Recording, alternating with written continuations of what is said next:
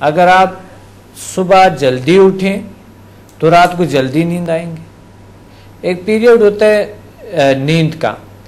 یہاں پر اگر یہاں پر آپ جاگ رہے ہیں یہاں پر، تو یہاں پر آپ جو ہے نا سوئیں گے. اگر آپ یہاں پر تو یہ پیچھے جائے گا، یہاں پر یعنی لیٹ سوئیں گے تو لیٹ اٹھیں گے، جلدی سوئیں گے تو جلدی اٹھیں گے. یہ بات ہے کہ یہ احساس ذمہ داری ان میں نہیں ہے، ان شخص میں احساس ذمہ داری، احساس یہ لیں کہ آپ کو احساس ہے کہ کسی کام کا، اور یوں بس کسی بھی شخص میں ہو احساس ذمہ داری اس میں جگہ، تو وہ ٹائم پہ یوں اٹھ جائیں گے، ایک دم اٹھ جائیں گے. اچھا اب یہ تو کوئی بیماری نہیں ہوئی، یہ تو ایک عادت ہے. اپنی عادت کو اگر یہ صحیح کر لیں. نہیں، یہ ایک بیماری سے بھی بدتر ہوتا ہے، کیونکہ یہ انسان کی زندگی کو بہت خراب کرتا ہے. بہت خراب کرتا ہے زندگی کو. بلکہ یہ آپ کو میں بتاؤں، یہ ایک بیماری ہے، یہ بچوں میں سرایت کرتے ہیں. اچھا بچے بھی آپ کی اس طرح عادت ہو جائیں گے، آپ جائیں گے ظاہر ہے بچے بھی جائیں گے. صبح بچے بیچارے ابھی اسکول کے آپ کی وجہ سے، آپ کی غلط بیہیویئر کی وجہ سے بچے صبح ابھی جگا رہے اس کو، ہلا رہے، اٹھے اسکول جاؤ، اٹھے اسکول جاؤ. یہ بہت غلط بیہیویئر ہے ماں باپ کا، کسی بھی سربراہ کا بچوں کے ساتھ، کہ وہ جلدی سوئیں تاکہ ساتھ بچے بھی جلدی عادی ہو جائے جلدی سونے کا، تاکہ صبح ان کا نیند پورا ہونا، فریش اٹھیں گے، فریش ہو وہ بیچارے جائیں، تاکہ اس کی میموری بھی کمزور نہ ہو، وہ صحیح ایگزام میں صحیح، پڑھائی میں صحیح، اور وہ پریشان نہ ہو، کوئی نفسیاتی بیماریاں نہ ہو. یہ بہت بڑی بیماری ہے. تو فائنلی آپ کیا انہیں ایڈوائز کریں گے کہ جو انہوں نے بس احساس سے ذمہ داری اور جاننا، کچھ جانتے نہیں ہیں لوگ، کچھ کہ بس نہیں آ رہے نیند، کیا کریں. آپ نہ بھی سوئیں کوئی بات نہیں ہے، آپ صبح ٹائم پہ اٹھیں، صبح ایگزیکٹ ٹائم پہ اٹھیں. بے شک ایک دن اگر آپ کی نیند پورا نہ بھی ہو جائے، تھوڑا سر میں درد آ جائے گا، تھوڑا پریشانی آ جائے گا، اس کو برداشت کرو، کوئی بات نہیں. اگلے دن کے لیے تو صحیح ہوں گے. اگر اگلے دن بھی ایسا کچھ ہو، تھوڑے سے آپ کو پریشانی ہو، تھوڑا سر میں درد ہو، تھوڑے سے انسان ایگزاسٹ ہو جاتا ہے کام سے، تو چلو آئندہ دنوں کے لیے تو آپ صحیح ہو جائیں گے. صحیح. جی سیالکوٹ سے ہمیں کال کیا تھا سلمان خان نے. سلمان آپ نے تو خود جو ہمارے ساتھ مسئلہ شیئر کیا، اور خود ہی آپ نے اس میں اس کا جواب بھی موجود تھا. آپ نے کہا تھا کہ جی دیر سے سونے اور پھر دیر سے اٹھیں گے، اور پھر آپ کا کاروبار بھی جو ہے وہ ٹھپ ہو رہا ہے، ڈاؤن ہو رہا ہے.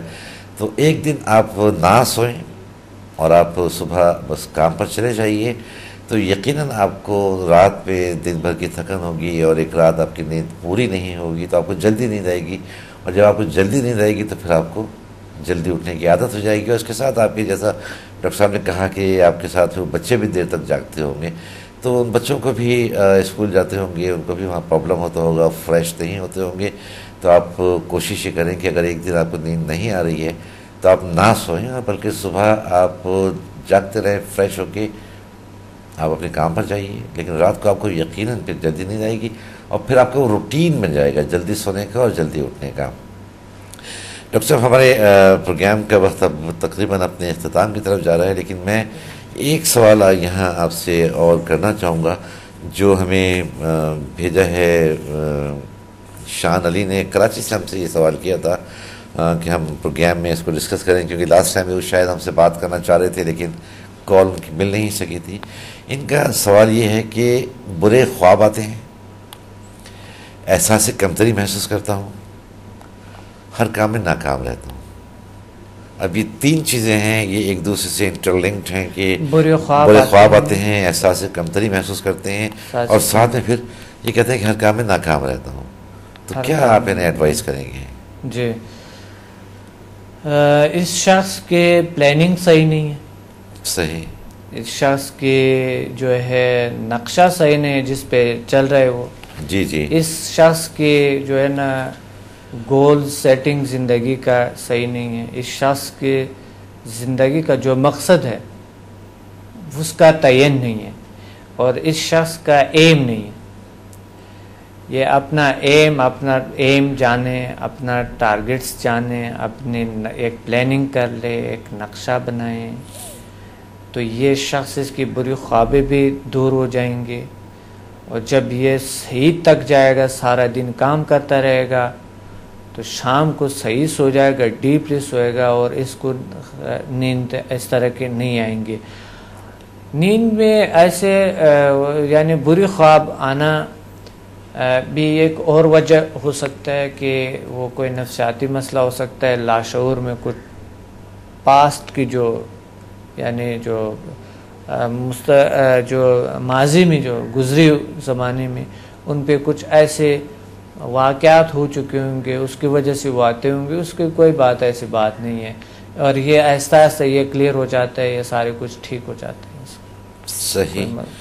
جی شان علی، آپ نے جو ہمارے ساتھ اپنا پرابلم شیئر کیا تھا، ڈاکٹر سما مسافر نے آپ کو اس کا جواب دیا، اور آپ اس عمل کریں انشاءاللہ تعالیٰ یہ جو بھی آپ کے مسائل ہیں، یہ جو بھی آپ کے پرابلمس ہیں، یہ سالو ہو جائیں گے۔ اور اگر آپ بالبشافہ ملاقات کرنا چاہتے ہیں ڈاکٹر سما مسافر سے، تو آپ زیل سائنسز انسٹیٹیوٹ میں جو 605 کلفٹن سینٹر نزد شان سرکل واقع ہے، یہاں آپ اپوائنٹمنٹ لے کر ملاقات کر سکتے ہیں۔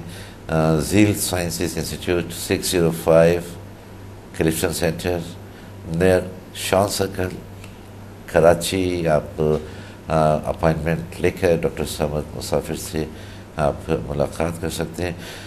ڈاکٹر صاحب، سوالات تو بہت زیادہ تھے جو ہمیں لکھوائے گئے تھے، لیکن کیونکہ پروگرام کا وقت اتنا تیزی سے آگے بڑھتا رہا، اور آپ کی جو گفتگو تھی اس سے یقیناً ہمارے بہت سے ناظرین، کیونکہ میں نے آج بہت کم کالز لی، میں یہ چاہتا تھا کہ آپ نے جو اتنا کچھ سیکھا ہے اور آپ آج جس مقام پر ہیں، تو ہم چاہتے تھے کہ جو ہمارے حق ٹیلی ویژن کے ناظرین ہیں ان سے آپ سے ان کو وہ فوائد حاصل ہو سکیں، جو کچھ آپ نے سیکھا ہے وہ آپ انہیں بتا سکیں۔ مختلف ان کے پرابلمس تھے، مختلف ان کے مسائل تھے جو آپ نے سالو کیے، اور میں آپ کا شکریہ ادا کرنا چاہتا ہوں کہ آپ ہماری ریکویسٹ پر آپ حق ٹیلی ویژن کے ڈرائنگ روم میں تشریف لائے۔